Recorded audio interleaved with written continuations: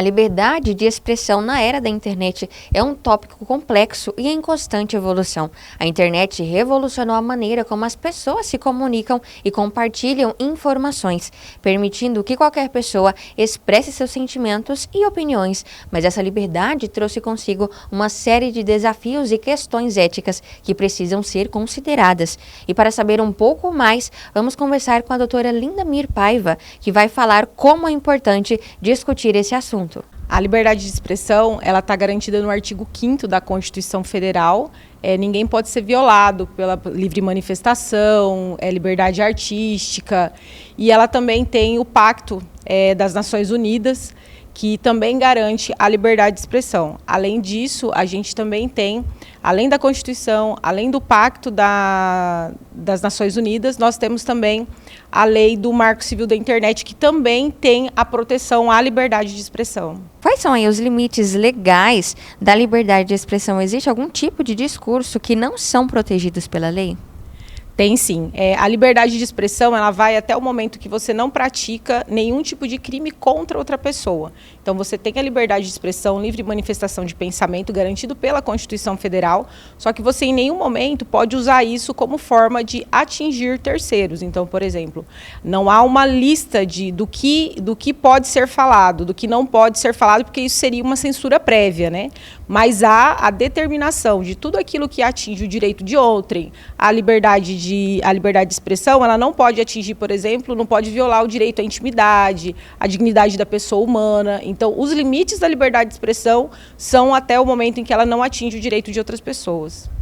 E quando o discurso de ódio é considerado ilegal, quais são aí os critérios para determinar se algo é discurso de ódio?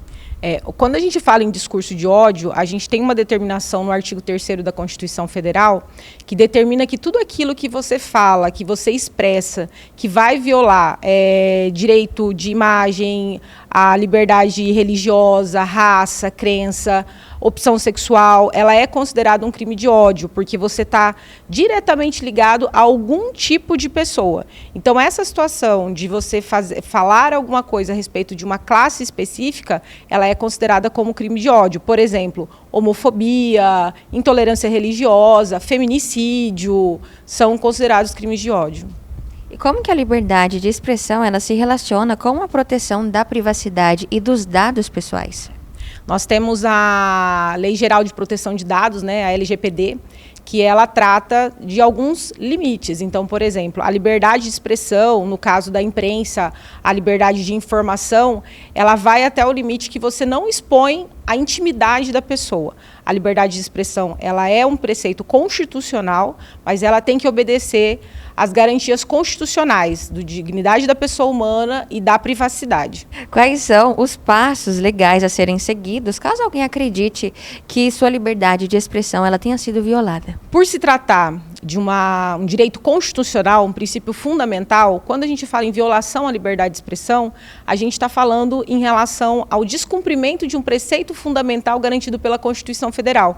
E nós temos uma ação que ela chama Ação de Descumprimento de Preceito Fundamental, a ADPF, né, que é uma ação destinada ao Supremo Tribunal Federal para garantir que o seu direito de expressão não seja violado, não haja uma censura.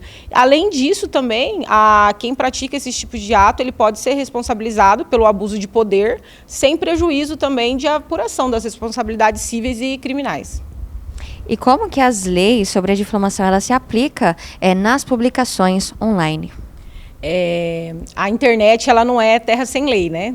Nós temos aí o Marco Civil da Internet de 2014 e que ele vai tratar a respeito dos limites do uso da internet. Então não é porque você está no meio virtual que você pode ser mais difícil de ser identificado o autor daquela ofensa que não vai se aplicar a legislação penal. O Marco Civil da Internet ele vem para regular as formas de divulgação em internet, as responsabilidades dos provedores e os crimes que são praticados ali de injúria, difamação, calúnia, eles são também puníveis, são passíveis de apuração pela autoridade policial, de responsabilidade civil e responsabilidade criminal. Doutora, a senhora já trabalhou com casos de crimes praticados na internet? Já houveram algumas situações e o principal é que às vezes quem está do outro lado da tela, ele sente aquela sensação de impunidade, que ele não vai ser localizado, né? Então, já atuei nessas situações e o caminho é registrar um boletim de ocorrência, fazer as apurações, pedir quebra de sigilo, né, desses provedores, que é passível de identificação e de punição em relação aos crimes que são praticados na internet, seja de calúnia, difamação, injúria, tudo está passível de punição.